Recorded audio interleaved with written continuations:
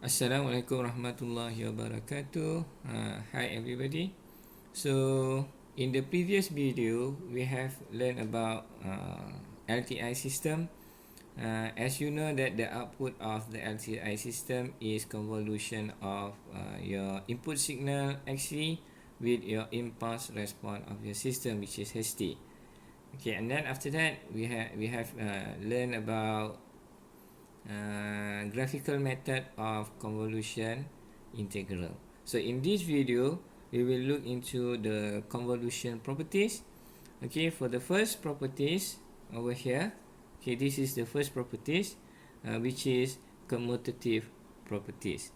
Okay, so commutative properties in convolution mean that, okay, is the convolution process can be performed in any order and still produce the same result.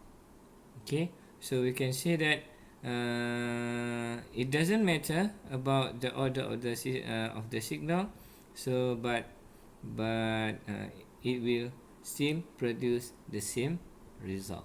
It can easily be understood using this mathematical equation. Xt convolved with ht, this is equal to ht convolved with xt.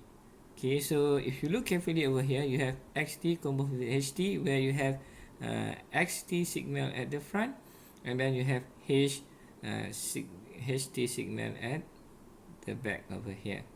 Okay, this is equal if you have ht at the front, okay, and then convolved with xt at the back. So these two equations give you the same result. So it doesn't matter about the order of the signal. When you do the convolution, it will still produce the same result. Let's do some example over here. Okay, so if you given xt equal to ut, and then ht equal to e negative 2t ut, and then instead of performing yt equal to xt convolved with ht, I think we use yt equal to ht convolved with xt. Okay, as you know, we need I think the properties is very important, especially in a graphical method of convolution integral that we did in the previous video. Alright, so in the graphical method of convolution integral, so for if we are given this equation, so what we need to do is that we need to draw these two signal. Alright, so we need to draw these two signal. Okay, so let's do it. Okay, so if you draw these two signal over here, so you have xt equal to ut over here, and then you have ht equal to e negative 2 tt over here. So if you look the graph, the more is depend on we look the complexity of the graph. The more complex, okay, so the more complex graph will be the static signal, and then the moving graph, the simpler or less complex graph or signal will be the moving signal. So we cannot do this one, we cannot use this one because we have xt is static, and then ht is moving. What we need to do is that because this one is more complex, so we need to choose this one as static, and then your xt as moving. So we cannot use this one. Instead of using this one, okay, we can use commutative properties. Now we change ht at the front and then xt at the back. So we will have this one, where now we have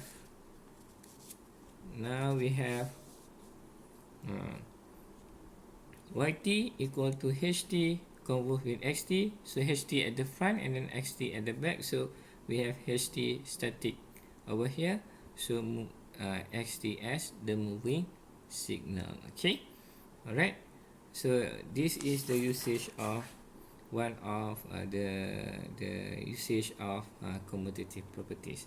So let's do and then take a look the second properties, which is associative properties over here, right? Okay, so in associative properties, okay, so if you given so it's given by this mathematical equation. Okay, so this one associative properties. All right.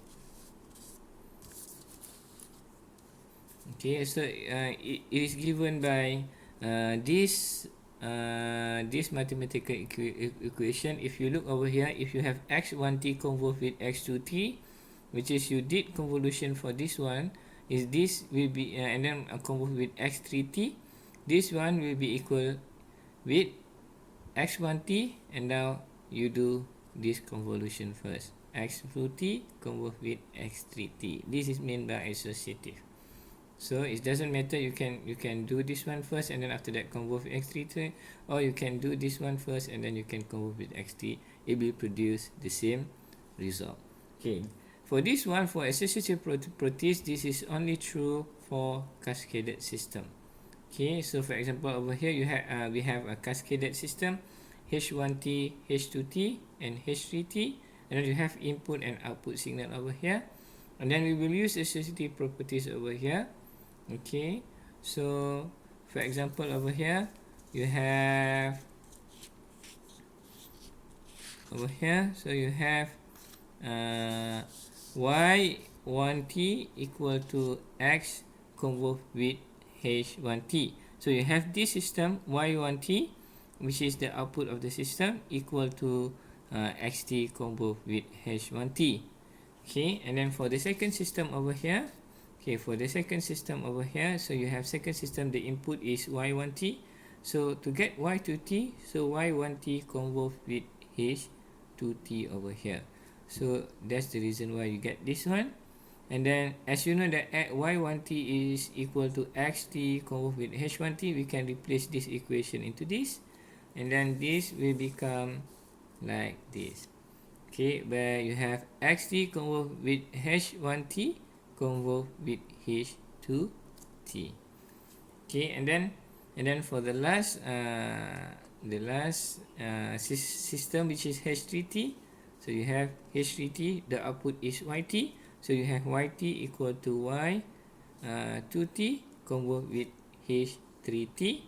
Okay, as you know, you have y2t over here, so this one will be y2t will be replaced with this one, so you will have this one where you have xt convolved with h1t convolved with h2t convolved with h3t over here. Okay, and then you can use your associative properties.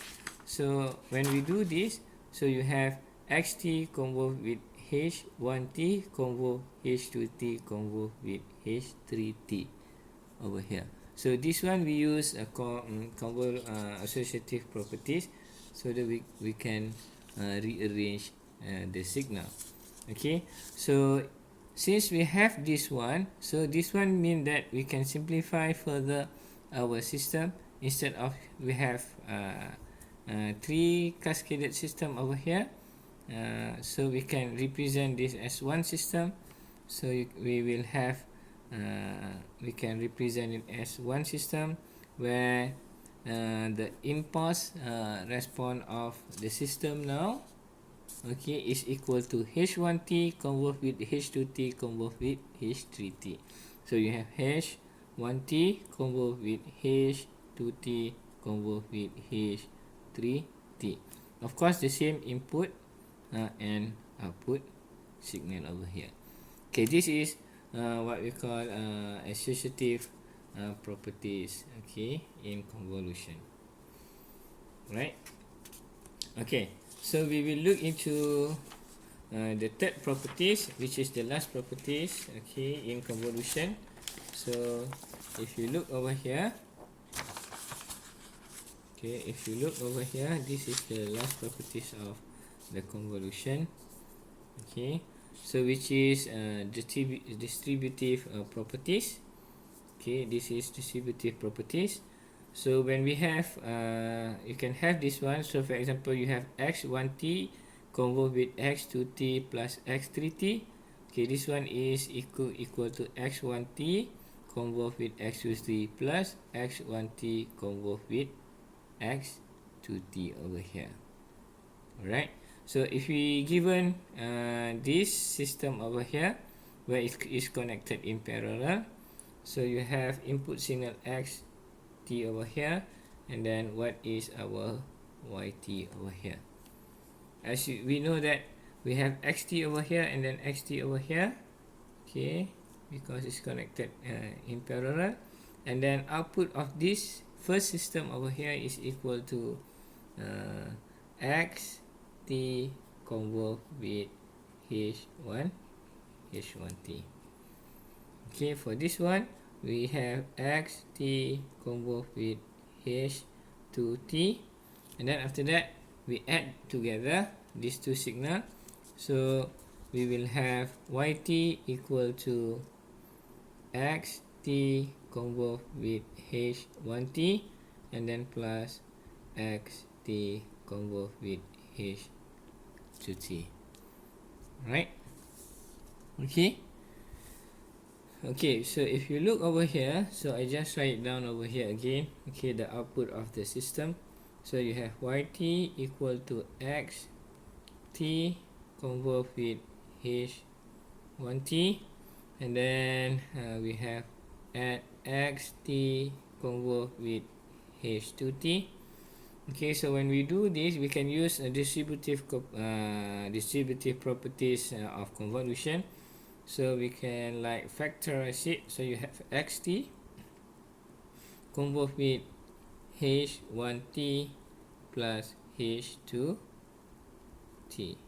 Okay, right? So you have h2t over there. Okay, so we can represent this one as one system. So we have individual system over here, and then connected in using additive function, additive over here. You add these two output of the system together, so we can represent this into or we can represent as overall system performance or overall system response. So we have now replace this one into this one. Okay, h1 h2t, and then you have xt over here. Of course, your output of yt will be convolution of xt, okay, with h1t plus h2t. Okay, right? So yt over here is convolution of xt with h1t plus h2t. Okay, alright. Okay, so this is the last properties of convolution, which is distributive properties. Okay, so we only have three properties for convolution. The first properties is commutative. The second properties, if you can remember, that is associative properties, and then the last one is distributive properties. Right? So done for convolution properties, and then let's take a look connection of LTI system. So we have three type of connection in LTI system, which is we can connect LTI system in a series, parallel, or we can have a feedback system or feedback connection over here. So for first type of connection, which is series connection, so you have your LTI system connected in series. Okay, so in this case, like we have done in associative properties, so we can represent it as the overall signal will become the overall response of this cascaded system will become like this, which is convolution of each of your our impulse response over here. So if you look like here like this, so your output your overall system response right now will become h1t convolved with h2t, and then we will convolve again with h3t. T. I write it on the top here so that it's quite easy to see. H1T, and then convolve with H2T, and then convolve with H3T. Okay, so this is the overall response of your system. So we have xt, and then we have yt over here, which is yt is convolution with xt, convolve with h1t, convolve with h2t, convolve with h3t.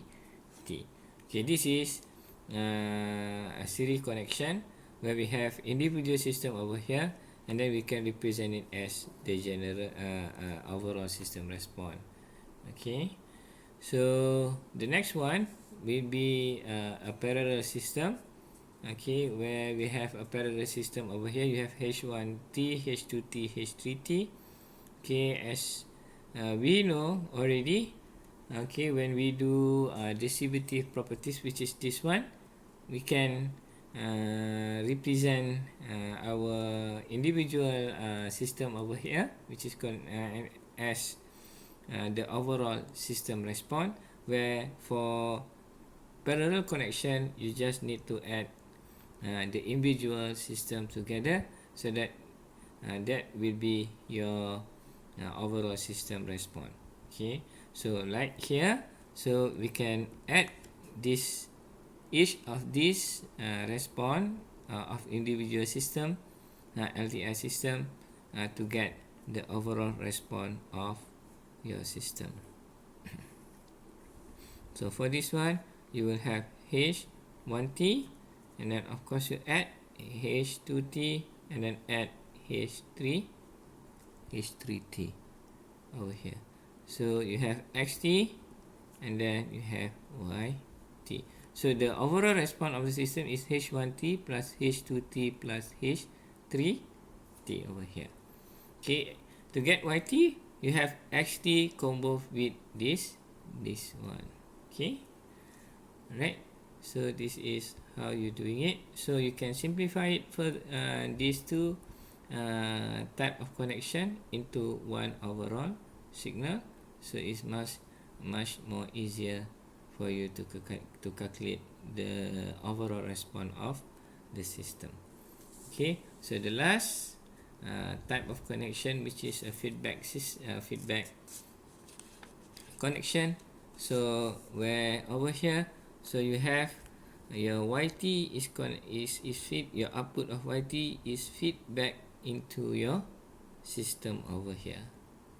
Okay, so you have YT convolve with HT, of course, over here, and then add with XT convolve with H1T, and then add together, and then become input of H2T.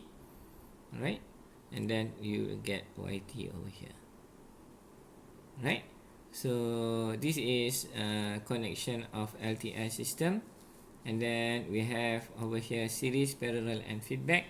The most important thing is for series, you can represent as the overall signal is convolution of each of individual system over here, and then for parallel system, okay, you can represent as one overall system where you need to add each of these individual system response, okay, so to get the overall response of the system over here.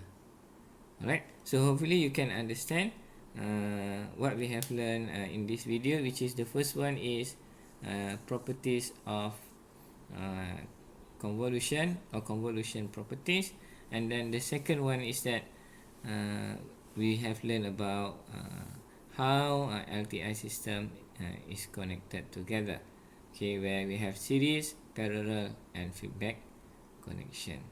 Okay, hopefully you can understand. Okay, and then see you again in the next video. Alright, thank you.